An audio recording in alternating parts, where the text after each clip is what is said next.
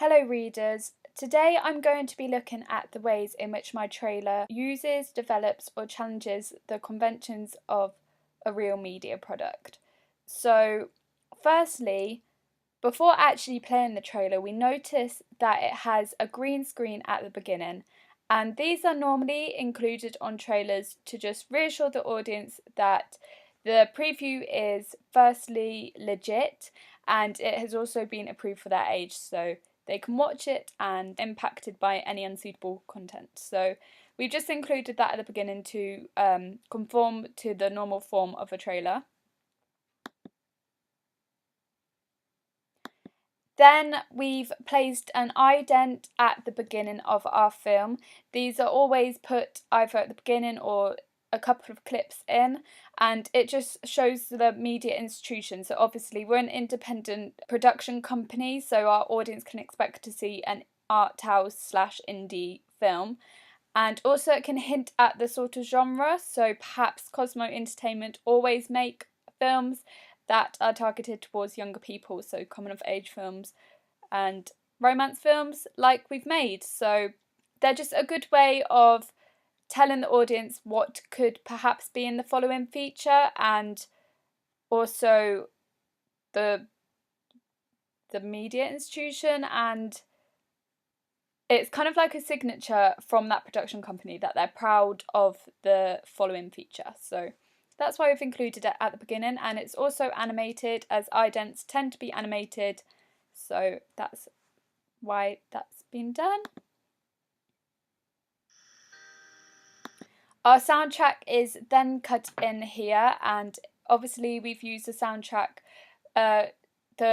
We've covered the song Change by Banks, which isn't that well known, but Banks is slowly coming onto the scene, so this will appeal to younger people that are really interested in music.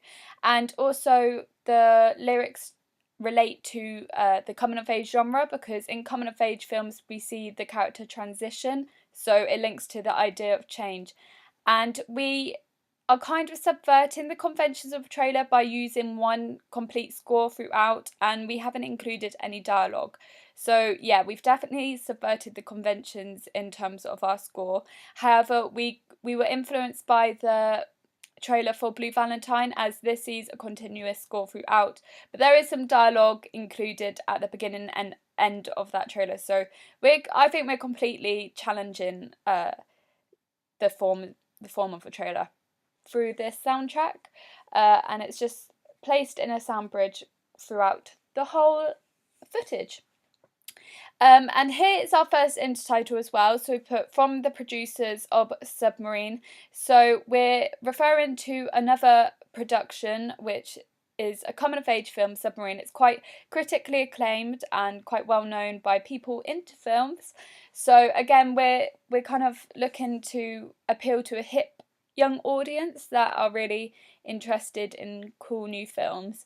So this kind of just tells the viewer that it's going to be a good production ahead and might be similar to Submarine or might not, but it's still by the same producer, so it's sort of same style, should be seen throughout, same visual, something like that. And we've used the font Penelope Ann, which looks like sort of like handwriting. It sort of looks a bit immature and childish, so again it links to the coming of age genre. So yeah.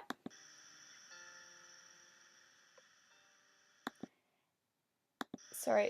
This first shot introduces the protagonist Marnie, and she's smoking. She's kind of looking a bit sad through this close-up shot, so it kind of shows to the viewer that she's a bit down in the dumps and maybe she's ready for a change, which could happen in this film. Always cold, why you'd sell. This footage is quite underexposed, but we felt it represented the darker stage in Marnie's life before she meets Rowan. So this is why we haven't changed it in speed grade or anything like that. And we've just used tracking shots and mid shots here.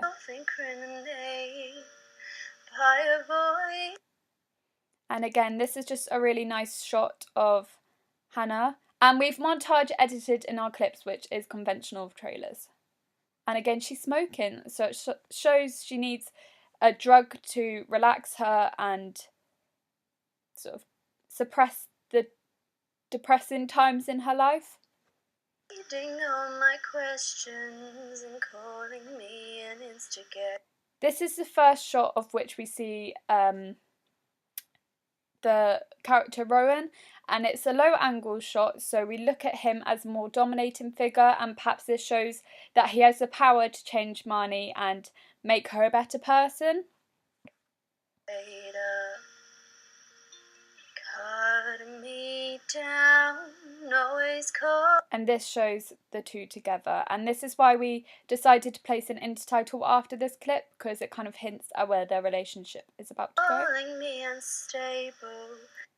And there's our date, and obviously we've chosen it to be Valentine's Day because it links to the subgenre of romance.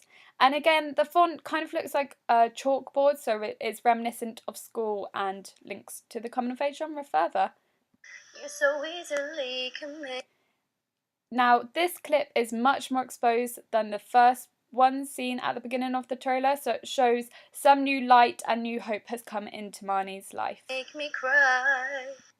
Showing the transition in her life that's about to take place, so representing the coming of age genre and the narrative that her life is on the up, and then it kind of like foreshadows that there might be bad moments as well, because as an audience we know that there's going to be negative moments and positive moments within a film. Just 'cause you are in a mood, and you'd say hi. And this is the development of their relationship. So we're just conforming to a narrative structure that shows the development of the relationship. So we start to see where the film could be going, and it entices us as viewers, because when it starts getting confusing at the end, we want to watch more. Comes a story. So this introduces the reader to what the story could be about.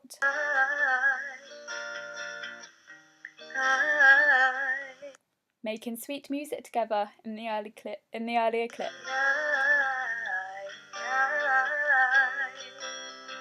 Baby, don't go. I didn't know. So here Sam is Rowan is obviously being loving towards Marnie, so they're both having a really good impact on one another. I'm just going to go back to this scene, and here we are with Marnie and Rowan. Now Marnie looks a bit dishevelled in the other scenes. You can tell this through mise-en-scene with the costume. But in this clip, when she's starting to become closer with Rowan, we see her dressing in red, and red is a iconic colour for lust and love. So she's trying to present herself in a better light for Rowan, like she's trying to impress Rowan more, and this shows the relationship is starting to develop and she's getting feelings for Rowan. I'll go back to where we were before. I swear I'll change, I swear. And they're just being playful together here. Okay, so this intertitle is really poignant in the trailer because it really relates to the coming of age genre and the subgenre of romance, because it's about first loves. So this is their first love. They haven't had such a long life experience that they've had many loves, but everyone says that you always remember the first love. So this will appeal to an audience as well, because it will increase consumer appeal. They want to watch the film in order to experience what first love could be like and go through the heartbreak as well. And this is expected within a romance film. We want to feel all kinds of emotions. Baby, don't go, and I'll make you wait. I'll promise I'll be better. All of these things will never guilty. Say it ain't your fault because you had an emotionally abusive daddy. Because of this, you. Here in this image, through the mise-en-scene, you can see they're in a new location, which is a reservoir, and this shows adventure in their relationship. So, yeah. Again, conforming to the form of a trailer showing graduation and development. Don't know how to act. Poor. And intertitles help to support the narrative structure shown within the footage. Baby, say you can have the This is when the clips start speeding up. fact that you're so crazy. Shown back there, if I just skip back, we've got the links to alcohol abuse, which links to the subgenre of social realism evident within our film. And this will appeal to a younger audience as they're able to relate to the party lifestyle. Stereotypically, the younger generation are thought to have a risk-filled hardcore party lifestyle. So this will appeal to our target audience. Making me feel guilty for trying to walk away. As you can see, the cuts are becoming much quicker now, leading up to the climax within the film. Because I'm tired of being mad, then you'd say, babe. Here are some negative aspects happening within the trailer now, and Marnie is dressed in black, showing perhaps representing the mood, the tone that's being shown here. In Blue Valentine, we see both the negative and positive moments, and this film trailer really inspired us here because we wanted to show how much of a roller coaster ride that a relationship can be, especially a first love, as they haven't experienced emotions before. So this is why we're using the montage edit to include all these sort of clips. Don't go, I didn't know. Now change, I swear. Now here is the poignant moment because we've got the drug abuse, again linking to the subgenre of social realism, and this is kind of the downfall for Marnie. She's going back to her old habits, and this impacts the relationship. I'll change, I swear. As you can see, Rowan is looking pretty frustrated here. Baby, don't go. And the low-key lighting used in these parts helps to illustrate that Marnie's going back to the darker times. Seen at the beginning, it's really undisposed, and here it's really undisposed, so it sort of matches that bit up, and the bit in between is the positive moments, if that all makes sense. So it kind of shows a clear narrative structure expected of a trailer. Promise I'll be. And obviously, because we're doing montage editing, we're showing both the good and the bad moments, so they're all sort of jumbled together. And then we just saw Sam Malik's name appear, who plays Rowan, and it is conventional within trailers to show the intertitle for the cast members' names and then show the face of the cast members, so it's like a match to the intertitle, and this is what we've done here.